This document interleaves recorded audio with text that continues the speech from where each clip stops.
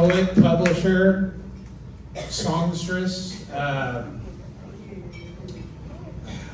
from all points like east of here, like Kentucky, Ohio. That's fine, yeah. Yeah, so we're gonna have a good time. We've got a lot of great regulars here tonight. I'm gonna read a couple poems to start us off. I'm gonna read this poem. This is one of my own. Chester Hammersworth, American President. If I was interviewing Donald Trump, I would ask him, who's your favorite president? Other than yourself, of course. And he would name a bunch of other presidents, never sticking to one, and then somehow still name himself. Then I would tell him, my favorite president from U.S. history is Chester Hammersworth. And I know that he would pretend to know who Chester Hammersworth was.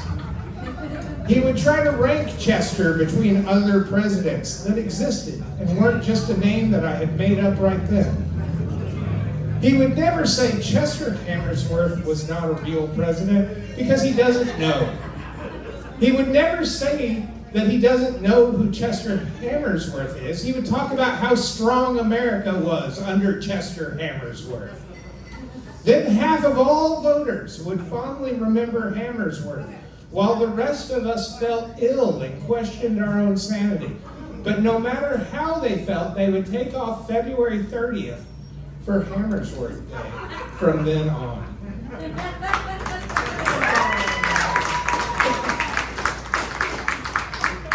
And I'm going to read one more, because right before the show started, I got a message from Izzy, friend of the show, and was like, hey, send me a poem I should open tonight with. And Izzy sent me a poem by Stephen Dunn. I'm going to read this. The Overt. The town idiot who walked the streets with the beatific smile must have been bewildered by our stones back then when I was a child.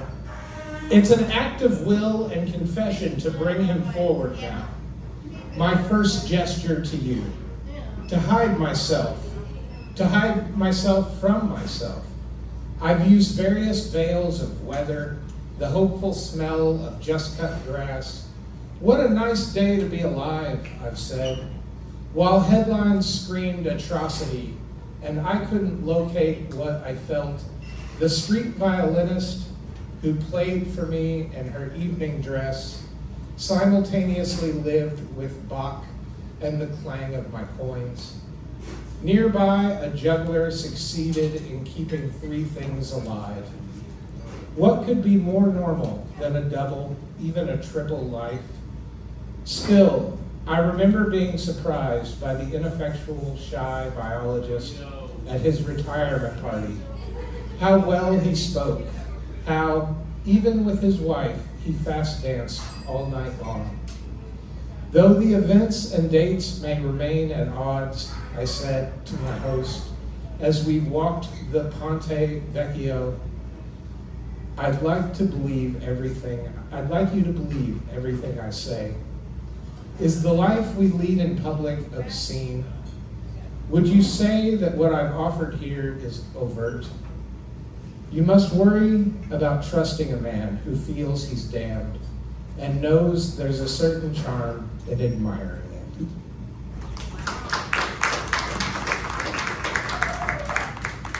All right. I'm going to welcome our first poet to the stage. This is Mr. A.S. Coomer, or Drew Coomer, and he's the author of, what am I going to say here? Because he's the author of so many books, but I want to say Songs for Leaving. I think that's what I'm going to say. He's the author for Songs for Leaving, and he's going to come up here and share some of his fine poetry. Everybody welcome him. Oh, you're welcome. Thank you.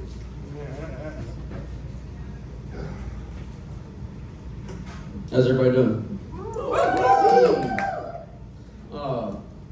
I made a limited edition chapbook of this first poem I'm going to read, so if you like it, it's on this table over here. I spent the night in the back of my truck in this cornfield. I got a poem out of it. It's called A Morning in Montpelier. I slept in the bed of my truck between two cornfields, woke to ducks and chickens, geese and mite bite rounds, pocking my ankles, wringing my wrists, making mounds as they burrow in.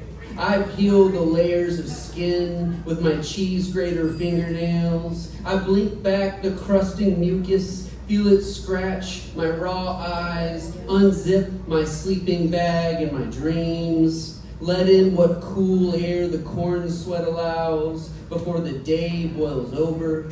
I sneak in a cloud, lift above the corn before the sun does, feel myself purple with the dawn, open like a peony in this late summer haze, sway with the frayed flags and tired tulips, see me waylaid, a magnolia petal plash down onto the page you were just getting ready to cry on. A point in time when the screaming was in tune, when the drinking was in company, when the drugging wasn't dangerous, and everything was beautiful. Beautiful.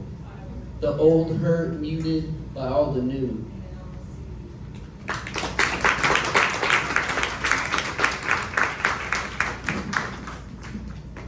think this microphone is migrating on me. All right. The cartography of cracks. Crystal says it's easy work for the money. I've never seen her not drinking, but I've only seen her smash twice. Never once saw her buy her own drink. I tell myself I'm still sleeping, the shriek of the springs of this stained mattress, just seagulls outside my window. But I haven't seen the sea in years, and with each bounce her wig shifts, and the red hair under there sticks to her ear, slick with sweat. All you gotta do is give them what they all want. Her head, lunar and distant, as eclipsed as her chin juts upward towards the nicotine-stained ceiling, as if studying the cartography of cracks, the way she reads tea leaves for lonely wives and widows, the way she studied my palm in the bar I don't know how many hours ago. God, yes. The way she says it reminds me of the elderly greeter at the Walmart down the street. Have a blessed day. The bank teller after telling me my account was in the red. Is there anything else I can help you with? Yes. Yes, God. You know exactly what I need. Both of our mouths are hinged open like robbed crips, and I can't tell who said it.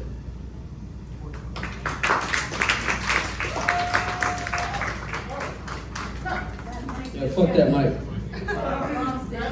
That mic needs a mic. Yeah. You would think it would be good. Does that look better over here? Yeah. This poem is called Who Cooks For You? And it's I got a series of poems about the Nolan River. This is Nolan River Nocturne number 29.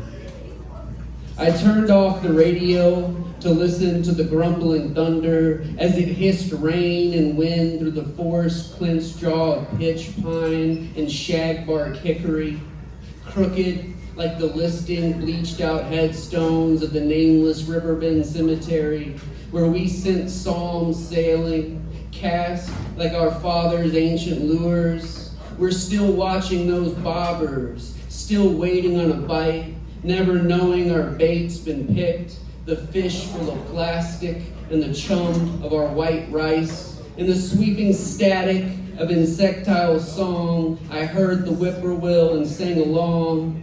The muted snare of my thumping heart beat out a skipping rhythm of no discerning time signature. But the owl gurgles, then honks, like the sax stepping out into the running waters of the song. And when he begins the solo, it's like you can't find a breath. Then the velvet canvas of the night is painted with the rich purples and fathomless blues of the melody of his question answered. Who cooks for you? Who? You. And it's like you knew the song all along. Who cooks? You. And as the blended tone of night blurs into morning, there is no question. It's no longer a question, just a simple coda. You, that carries us like fallen nestlings. You, into the warm arms of an early May daybreak. The ghost of loneliness ripples. The plop of its pellets plashes our bare feet, and we turn our backs and shiver. Seek out the warmth of morning, ears ringing but open. You.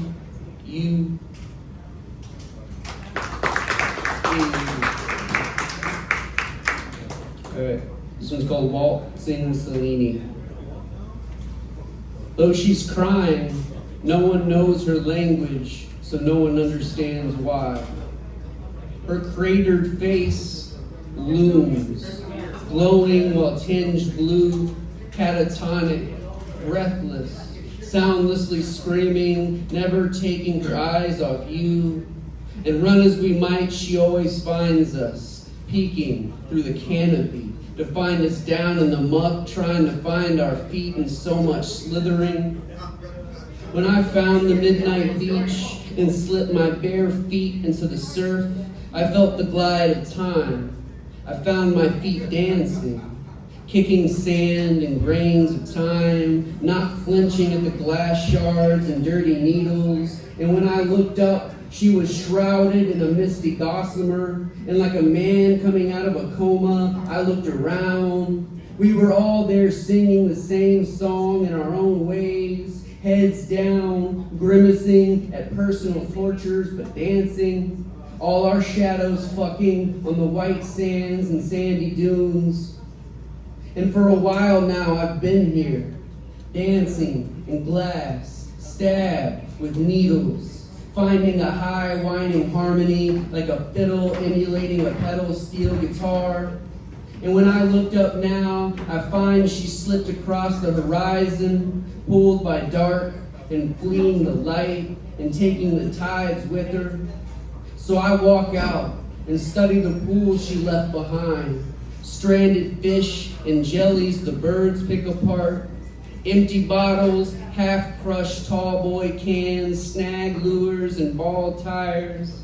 All of it glinting wet in the first kisses of sunlight, in the last of hers before she sinks. Sweet Cellini, sweet Cellini. My feet are bleeding. I've got broken needles in the webbing of my toes. Sweet Cellini, sweet Cellini. Maybe tonight I'll wade out into those dark waters and you'll part them like so much melting butter, and I'll run after you on my love-drunk legs. My seasick heart, a broken propeller fueled by bad gas, will sputter and hiccup, but I won't let it die. Not for you, Cellini. I'll throw myself head first into the Challenger Deep, crawl up the Mariana Trench. I'll walk lava on my hands and knees. I'll do what needs to be done. Just don't fade on me, Cellini.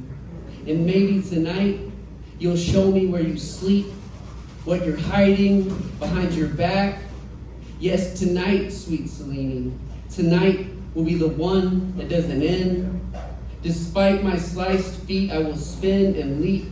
The chipped needle tips will find my arteries and moonwalk through my body, and all will be loosened between me and you, sweet Cellini.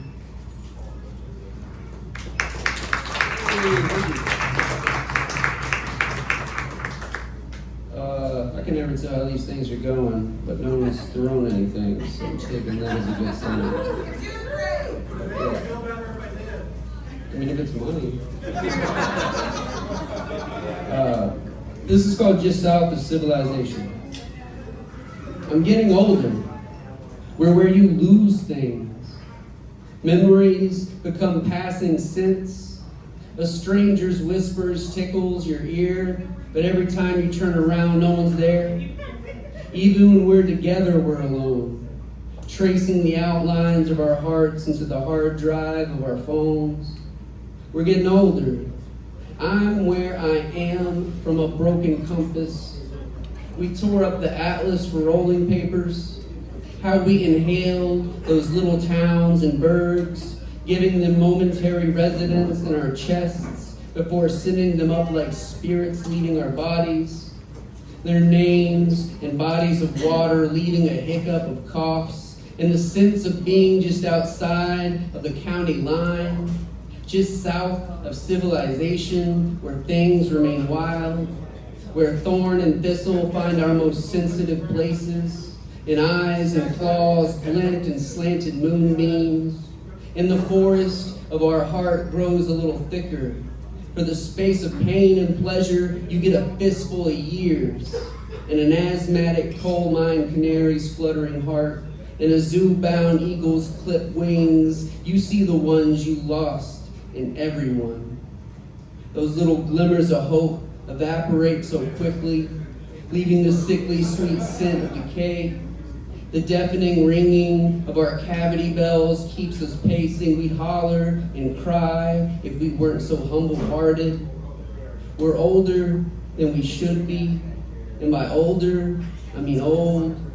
And though we're wild, there's always wilder.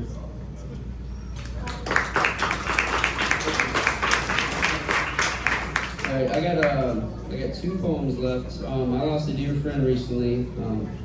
My buddy Bernie Davenport, so I wrote him a poem. It's called Losing the Long Game. Lord God, giver of this keening heart, why the vice grip wrenching the blood from my basinal brain? Why the taming of this wild horse in old growth valley? Why the sinkhole you open wider with each drop of driving rain? Lord, why have you sent such floods?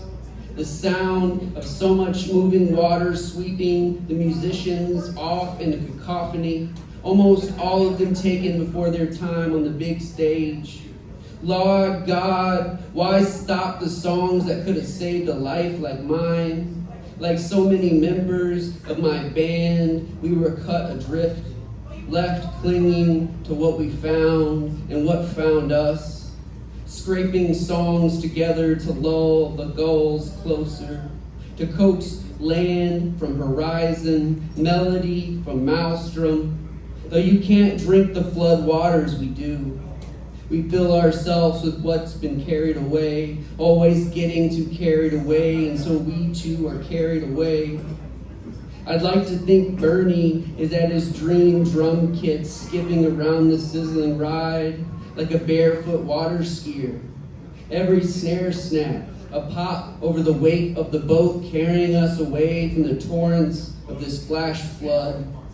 And if I close my eyes, I'm in the back seat, a good passenger, laughing along with the joy of the song, putting in my time at the wheel only when needed, seeking harmony and higher ground. And if I close my eyes, I'm in the back seat, and it's all trust.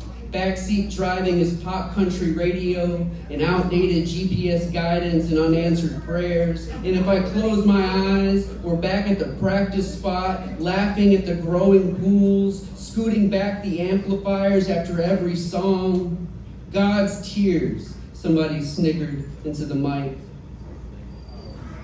And if I didn't catch the chorus, floored with the knowledge, the disappointing can also be disappointed. And is he wrong, you ask? Yes, I say. No, I meant. God, yes, this excess.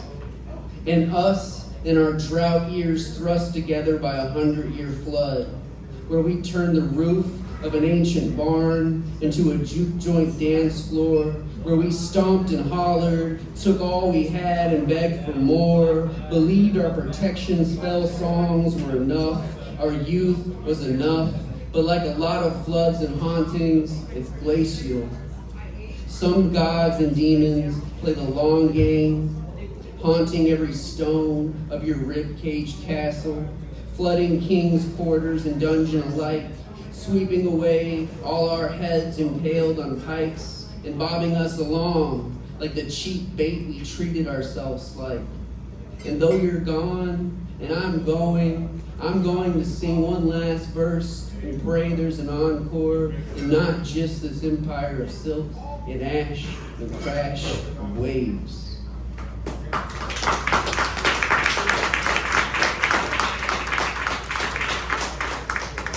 Thank you.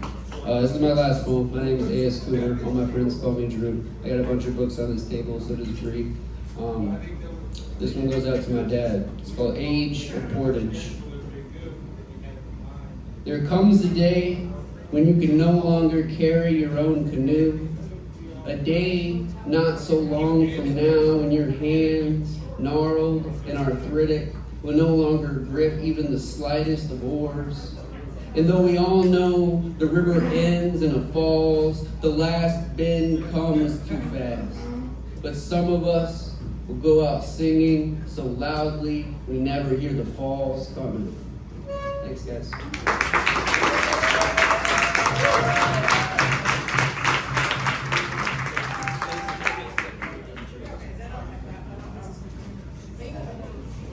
Everybody put your hands together again for A.S. Coomer. Author of co-author of Sway, author of Songs for Leaving, author of The Fetishist. He has CDs and books over here available. You do have CDs, right? Yeah. Yeah, he's got books. Pick some up. Bree, who I will be calling to the stage next, she also has some books over here. And get those books, because it's the only way these folks have to get home. They don't have enough gas to get home. So you have to buy these books. Yeah, thank you again. Our next poet, our next feature, she drove 7 hours to be here. So the applause needs to be long. This is Bree. Bree is the editor at Green Panda Press and is the author of several books over here, Upcycle, Come What May, and the new Pure Sleeves press chapbook, In the Not Yet Morning, which is available over here. So pick those up. Everybody, please put your hands together and give a warm Poetry Speaks welcome to Bree.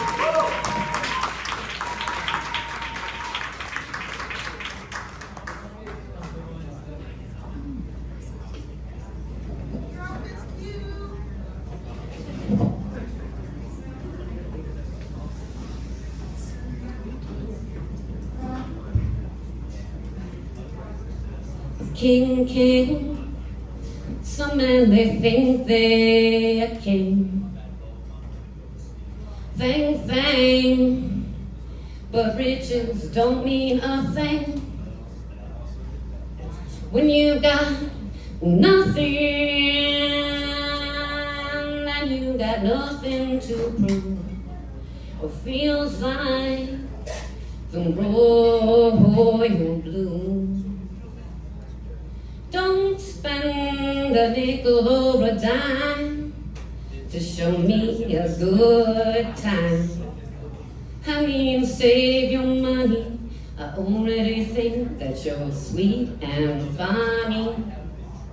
Let's go dancing in an old pair of shoes. It feels like the royal blues. Feels like the royal blue. Feels like the royal blue. I walked the long plank run, never learned it any other way. I see my shadows coming, but it don't make little difference. I step outside, I am reminded of the rain and the sky. You are the best Mr. for right now I've had for some time. And everything rolls out as one expects. Ice comes to fill the crackles from the pond. Trees cut to quiet like a razor, or like how the light of the Almighty cut you. Every time a beauty goes, comes another curling his toes. You are so hard, I am so soft, I thought it could work that way. Like an orange topaz sun sinks in, or the way roots of buckeye trees break the surface of a still stream.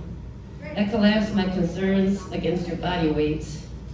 We make an X in the moss. We skirt the pond and any other topics, fusing together the bad and worse. The good is done and the half-baked, like these crawfish lured above ground by the local chapter of Grackle's raspy verse. On a tree that leans far left, fatty droplets hang on for still life to pears too ripe to eat. House wrens work out the hypotenuse.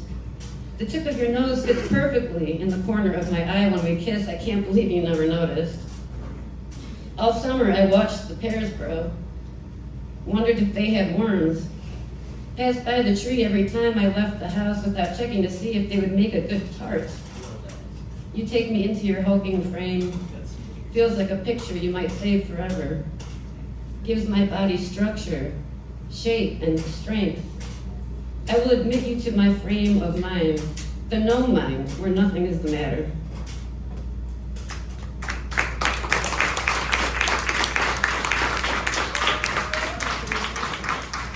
If I have a chip on my shoulder, it is the kind that melts in the mouth and the hand. My greatest instrument and steepest challenge thus far has been love. You say there's two kinds of folks, ones who say eye for an eye, and ones who believe you can do anything with love. And I take you by either side of the head and gently cut you off. We stand nose to nose. Our faces make the only shadow around. We are the dark, safe cavern, but I can see the light. I will show you why love is all you need, I say. I sound like I'm quoting Lenin. I smile, pushing you harder into the fence. He and the ones like him who love too much get themselves killed. Beware.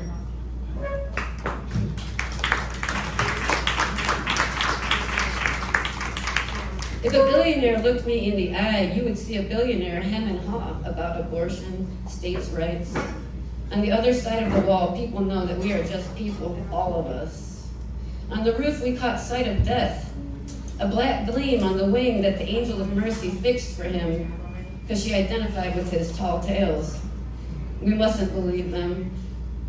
Tall as they are, tall, well, almost as tall, he smiles while they clap, but not quite as tall. It's still tall. The highest tower, the greatest tower, in fact, that the world has ever seen, and people are talking. On the roof, the angel of mercy and death lock eyes, and neither one is sure if the moment just got romantic. Eyes locked like horns, except horns pierce the skin less deep. First they come for the spine. First they came for the toilet paper, and I didn't run out. Next they came for the eggs, and I went without, because I'm not chicken. That's not even a poem. I eat the apathetic for breakfast. I take a pitchfork to the eye of the apathetic. I pretend it was an accident when I turn and meet a 400-degree pan against the forearm of the apathetic, but it isn't. I take the apathetic's mother out for E. coli breakfast, but this is only after fondling the apathetic's mother's Bible in the corpse seat of her husband's hearse. I am all about the pathetic. I prefer apes, really.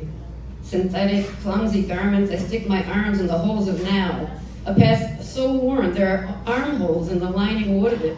The wood tick of the clock, all seconding what zeal and zest good worker bees have got. I sting the apathetic, leave no honey for. I have about had it with apathy. I'm hardly acquainted with telepathy, yet I know the future is wrought with scenes of me giving it to the apathetic. And I might even, after this cigarette.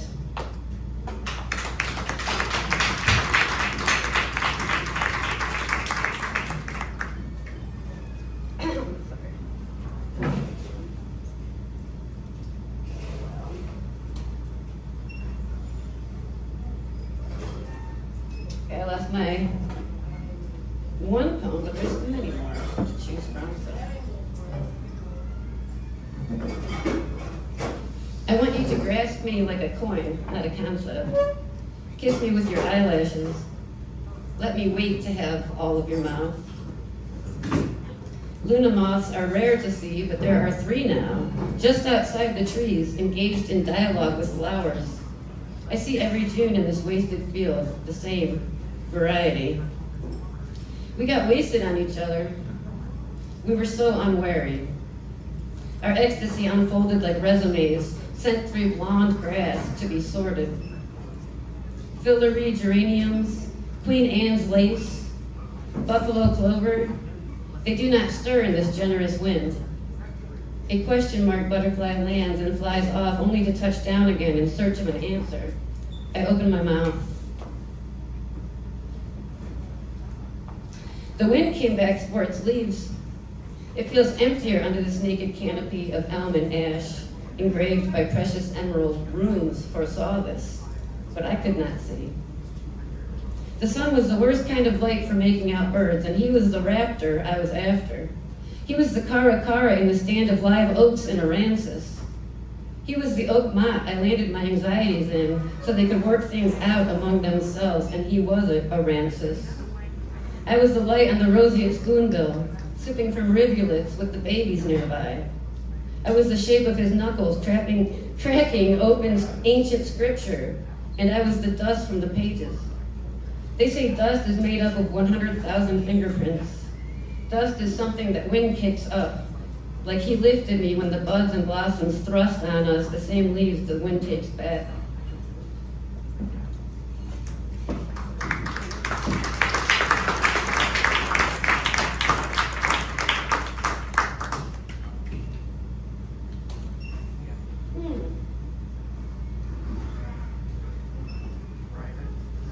I did not discover I had a hole in my heart until I met you. My heart literally spilled over, according to the doctor. It isn't any wonder you protracted, my pelican, you fit the bill. So open to catch raindrops for us. We have all the time this world will give us. Never mind the sour opossum in the way backyard. He is the one in a hurry, not us. They say there is no rest for the wicked, but never have I found myself more placid than here in the crook of your arm, our legs draped like sun on a log. I will kiss the filth from your feet, refugee. Let me paraphrase. Your last day is your first day off. Holes can be closed, filled in, given new depths by a sunrise. Dawn doles out one bit at a time. The sun makes damn sure there will be enough for everyone, should time permit. I thought we were each other's reward for having maintained our separate dignities. This tray of ashes is the piece of you I have left. I keep looking out the window anyhow to see if you have returned. Glutton for punishment, God is my judge, my sentence is compound. Yours was the clear, clean prose we planned to go swimming in this summer. Well,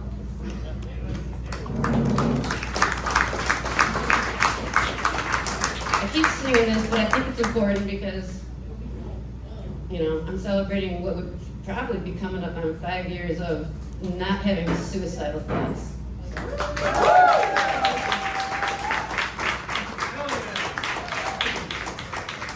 I've got the hold on blues. I keep holding on. I got a grasp I could lose. Bye. Oh, it was the suicide hotline. Yes, it was. I said I got put on hold just now by the suicide hotline. I've got black and white thoughts. They bleed into color. Swimming round my head, sounds like a flock of swallows. I hate blood, got no gun or a noose, but I've got some pills to swallow. I've been high, I've been right as rain, just trying to enjoy this nation. I held on to you, right as rain, never changed the station. Baby, tell me that love ain't a hallucination. I've been low, many miles, moons, stars, and men held my fascination. Forgot the words, sorry. Well, I'm on hold right now, and my battery is dying. I could lose what grasp I got left to the race of thoughts of flying. There's too good sense I could use, but nobody's buying. No, bye.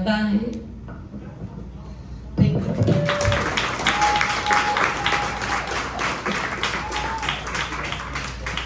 And I was gonna say, the books are free, but donations are appreciated.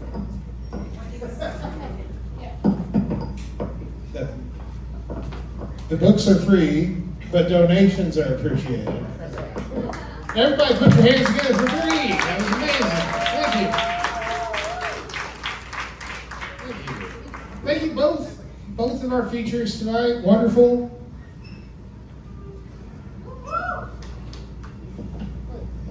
This is aggravating me. I don't like it. There we go.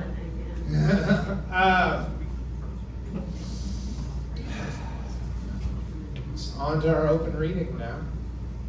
And I didn't bring anything up here with me to the stage.